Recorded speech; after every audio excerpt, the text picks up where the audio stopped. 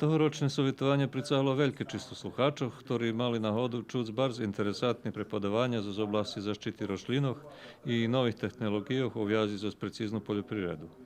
Було слова і о напрedzovanju produkcії кромплів, które u našej žemi opaduje od 2 po 8% ročne.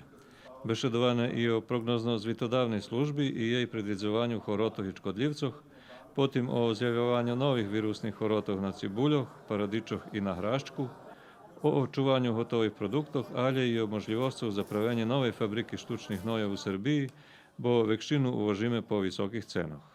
Prošla godina Лонський рок за дедних заградкарох був успішний, а за дедних барс чешки. Успішний був за продукувателях паприги, парадичі, капустових рослинок і кореньових культурах, а був барс проблематичний за продукувателях цибулі, при барс велодижджу і за продукувателях грашчку, при напад вірусох, та їх продукція преполовена. Але буде досить продукти за наші потреби і за потреби уж договореного вивозу. Charakteristične za prešli rok, že za boraniju prinosi u posljednjankovej produkciji boli ljepši, jak u porjadnej produkciji. Znači, kvitnuce bilo ujednačeno, dok u redovnej proizvodnji kvitnuce bilo neujednačene i tak je znimanje roślinov.